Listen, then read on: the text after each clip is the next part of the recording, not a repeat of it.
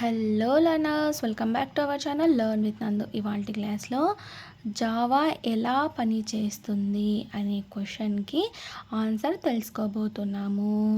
Java ఎలా పని చేస్తుంది అనే క్వశ్చన్కి ఇవాల్టి క్లాస్లో ఆన్సర్ తెలుసుకోబోతున్నాము. అర్థమైంది లర్నర్స్? జావా ఎలా పని చేస్తుంది అంటే మనమిచ్చిన కోడ్, మనమిచ్చిన ప్రోగ్రామ్, అంటే మనం ఏదైతే ప్రోగ్రామ్ రాసింటామో కంప్యూటర్కు ఇన్స్ట్రక్షన్స్ ఇస్తాం కదా, ఆ ఇన్స్ట్రక్షన్స్ ప్రోగ్రామ్స్ రూపంలో మనం రాస్తాం కదా. జావా ప్రోగ్రామ్స్ అంటారు వాటిని. జావా లాంగ్వేజ్లో రాస్తే జావా ప్రోగ్రామ్స్ అంటారు కదా. ఆ జావా ప్రోగ్రామ్స్ అనేవి ఎలా పనిచేస్తాయి అంటే అవుట్పుట్ మనకు ఎలా వస్తుంది అనేది చూద్దాం.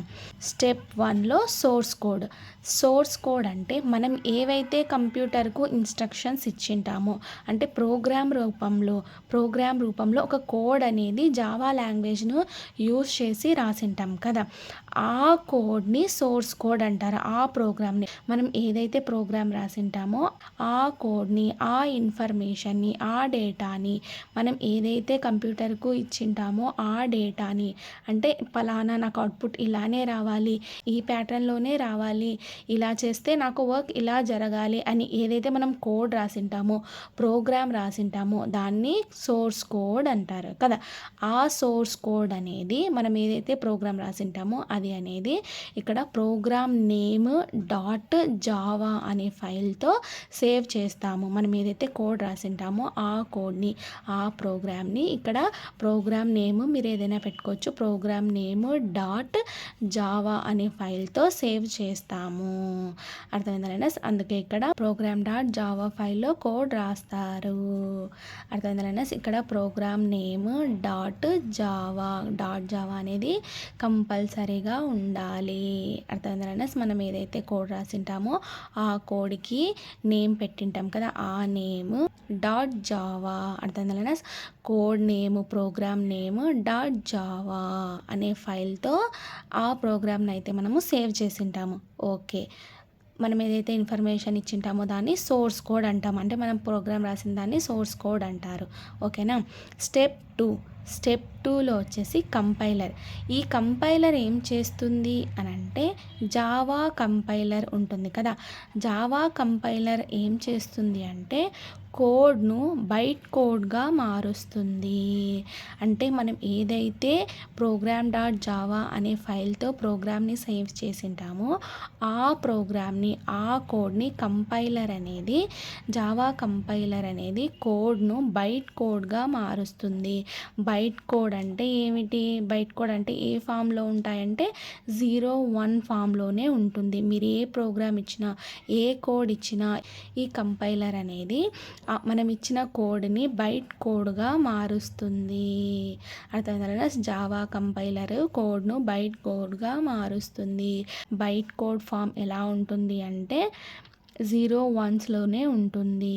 అర్థమైందా? మనం ఏ ప్రోగ్రామ్ ఇచ్చినా సరే ఈ కంపైలర్ అనేది బైట్ కోడ్గా మారుస్తుంది. అర్థమైందా? థర్డ్ స్టెప్ ఏంటి అంటే స్టెప్ 3 జేవిఎం. ఇక్కడ స్టెప్ 2లో ఏం చేస్తుంది? బైట్ కోడ్గా మారుస్తుంది కదా.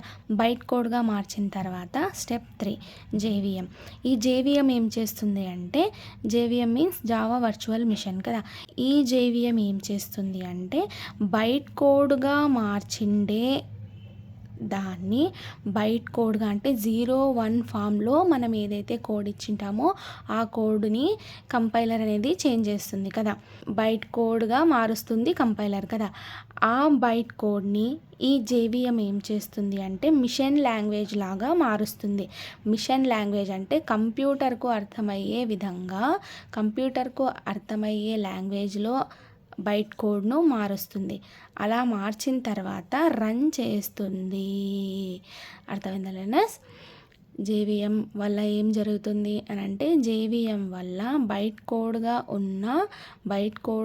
ఉన్న ప్రోగ్రామ్ అనేది మిషన్ లాంగ్వేజ్ లాగా మారుస్తుంది. బైట్ కోడ్ను మిషన్ లాంగ్వేజ్ లాగా మార్చి ఆ మిషన్ లాంగ్వేజ్లోకి కన్వర్ట్ చేసుకున్న తర్వాత రన్ చేస్తుంది ప్రోగ్రామ్ని, కోడ్ను. అర్థమైందా? జావా అనేది ఎలా పనిచేస్తుంది, స్టెప్ 1లో ఏం జరుగుతుంది అంటే సోర్స్ కోడ్ అంటే మనం ఏదైతే ప్రోగ్రామ్ రాసింటామో, మనం ఏదైతే కోడ్ రాసింటామో ఆ కోడ్ని డాట్ జావాతో సేవ్ చేయాలి. ప్రోగ్రామ్ని ఆ ఫైల్ని డాట్ జావాతో సేవ్ చేయాలి. అర్థమైందా? ఇక్కడ ప్రోగ్రామ్ నేము డాట్ జావా, అర్థమైందా? డాట్ జావా అనే ఫైల్తో ప్రోగ్రామ్ని అయితే సేవ్ చేయాలి. స్టెప్ 2 ఏంటి అంటే కంపైలర్. ఈ జావా కంపైలర్ ఏం చేస్తుందంటే మనం ఏదైతే కోడ్ రాసింటామో ఆ కోడ్ను బైట్ కోడ్గా మారుస్తుంది. బైట్ కోడ్ మీన్స్ 0-1 ఫామ్లోనే ఉంటుంది.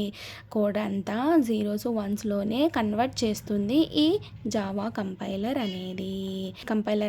ఈ జావా కంపైలర్ అనేది మనం ఇచ్చిన కోడ్ను బైట్ కోడ్గా మారుస్తుంది, 0-1 ఫామ్స్లో మార్చేస్తుంది. అర్థమైందా? తర్వాత అలా బైట్ కోడ్గా మార్చిన తర్వాత స్టెప్ 3 ఏంటంటే జేవిఎం. ఈ జేవిఎం ఏం చేస్తుంది అంటే బైట్ కోడ్గా మార్చిన ఆ కోడ్ను మిషన్ లాంగ్వేజ్ లాగా మార్చి ఆ మిషన్ లాంగ్వేజ్లోకి మార్చిన తర్వాత ప్రోగ్రామ్ని అయితే రన్ చేస్తుంది, కోడ్ని అయితే రన్ చేస్తుంది. అర్థమైందా? ఇప్పుడు ప్రోగ్రామ్ అనేది మనకు ఎలా రన్ అవుతుంది అనేది.